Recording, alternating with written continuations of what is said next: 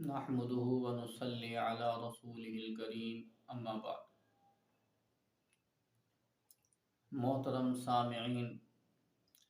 जैसा कि आप हजरात को हमने बताया कि हम अपने चैनल पर इंशाअल्लाह कुरान पाक का दर्स और हदीस पाक का दर्स शुरू करने वाले हैं। हदीस पाक के दर्स में जो हमने किताब चुनी है वो एक छोटा सा रिसाला है इमाम नबवी रहमहुल्लाह ताला का मतनुल अर्बईन। इसमें इमाम नबवी रहमहुल्लाह ने 42 अहदीस मुबारका जमा की हैं। इमाम नबवी रहमहुल्लाह ताला ये शाफिया के बहुत बड़े आलिम हैं।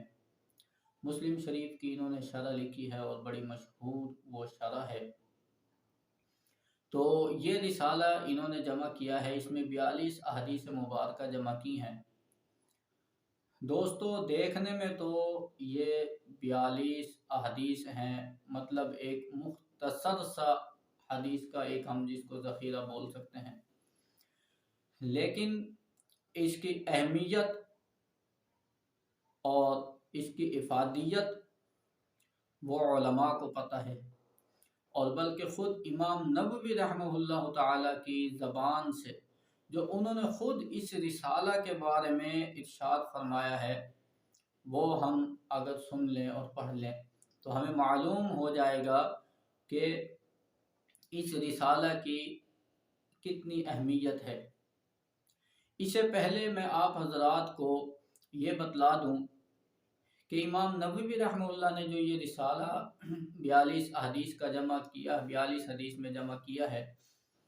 उसकी वजह हुज़ूर अलैहिस्सलाम का वो फरमान है कि आप सल्लल्लाहु अलैहि वसल्लम ने फरमाया कि जिस शख्स ने 40 हदीस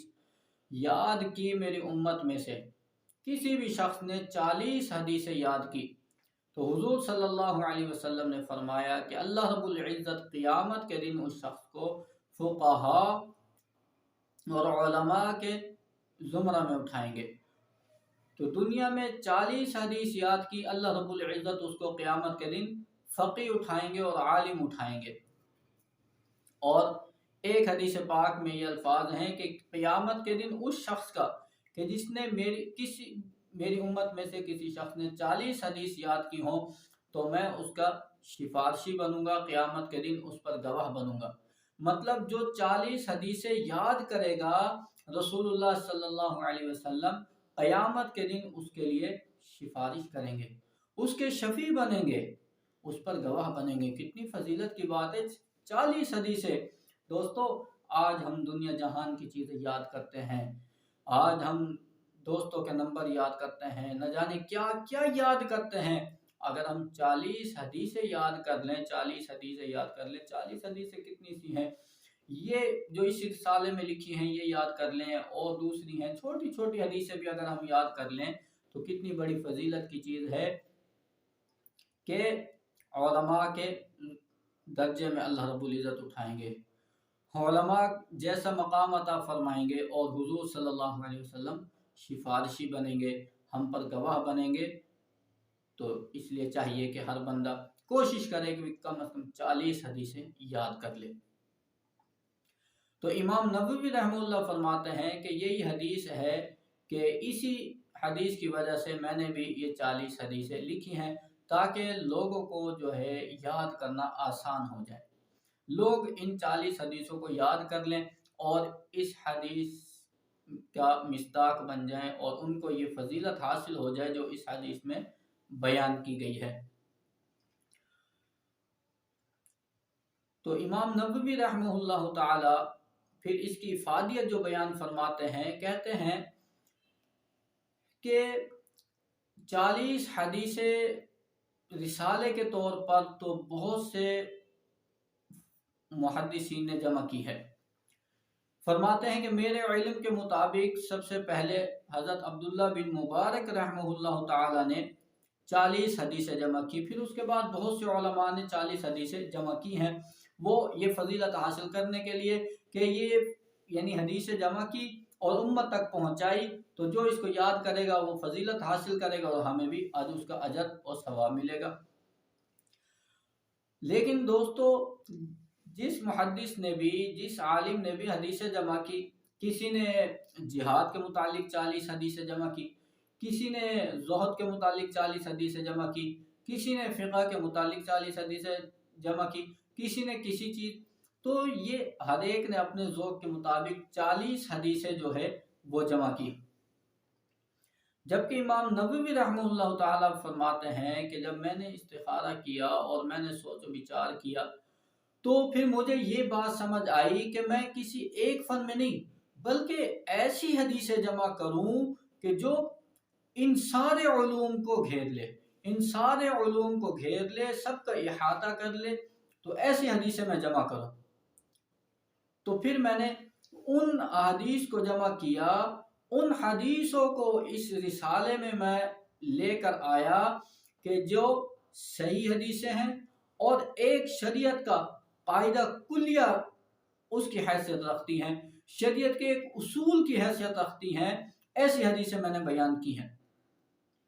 तो ये सिर्फ फजीलत ही फजीलत नहीं, बल्कि ऐसी हदीसें हैं कि जो शरीयत का उसूल का दर्जा रखती हैं, एक कायदा कुलिया का दर्जा रखती हैं शरीयत में। उन हदीसों को फरमाते मैंने जमा किया, और फिर ये हदीसें जिहाद को भी शामिल हैं, ज़ुहद और तक़वा को भी शामिल है, नमाज को भी शामिल है, ज़कात को भी शामिल है, और ये दीन के हर शोबे में, हर जितने भी शोबे हैं, तो सबको ये शामिल है। तो फरमाते हैं कि फिर मैंने ये इन हदीसों को जमा किया।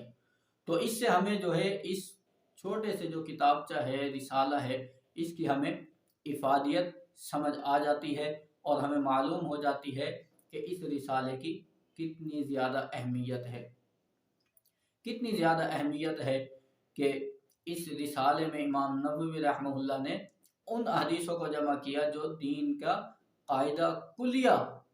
की हैसियत रखती हैं, दीन के उसूल होने की हैसियत रखती हैं, असल होने की हैसियत रखती हैं। और फिर दूसरी बात यह है कि भी इमाम नववी रहमतुल्लाह जैसे फरमाते हैं कि मैंने कोशिश की है कि इनके अंदर सही अहादीस को मैंने जमा किया है, सही हदीसों को मैं लेकर आया हूँ, सही सनद के साथ जो हम तक पहुँची हैं। तो उन हदीसों को इमाम नववी रहमतुल्लाह फरमाते हैं कि मैंने उनको बयान किया है। तो इसलिए दोस्तों हमें चाहिए कि हम जो है तवज्जो से जो है ना इन हदीसों को सुनें।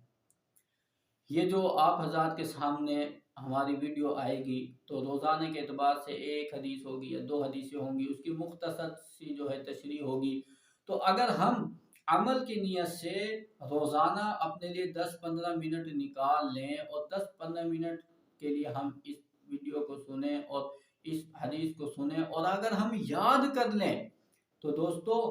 कोई मुश्किल नहीं है, कोई मुश्किल नहीं है। दुनिया जहान की चीज़ें हम याद करते हैं, अगर हम इसको भी याद कर लें तो कितनी फजीलत की बात है कि अल्लाह रब्बुल इज़्ज़त हमें के हदीस पाक में जैसे आता है कि फ़क़ी लिख देंगे, उसको आलिम लिखेंगे, कि हुक्म होगा कि इसको उलमा में से लिख दो, और इसका हशर शुहदा के साथ होगा। और कितनी फजीलत की बात है कि क़यामत के दिन कहा जाएगा कि जन्नत के जिस दरवाजे से तू चाहे दाखिल हो जा। हैं उलमा की और फ़ुक़हा की कितनी फजीलत हैं, कितने उनके फ़ज़ाइल हैं। तो ये 40 हदीसें याद करने वाला उनकी फहरिस्त में चला जाएगा, उनके लिस्ट में चला जाएगा, और जन्नत से अब इसको कहा जाएगा कि जिस दरवाजे से तू चाहे जन्नत में दाखिल हो जा, जन्नत के जिस दरवाजे से चाहे तू चला जा, और इसको शुहदा के साथ इसका हशर किया जाएगा, उलमा में इसका नाम लिखा जाएगा। तो हम अगर रोज़ाना के एतबार से ये 10 मिनट 15 मिनट की वीडियो देखें और हम जो हदीस बयान की जाए, जो हदीस सुने, उसको हम याद भी करने की कोशिश करें और याद कर लें, तो दोस्तों 40-42 दिनों में हम जो है ना इन हदीसों को आराम से याद कर लेंगे और कोई मुश्किल भी नहीं होगा। बस ये याद करने की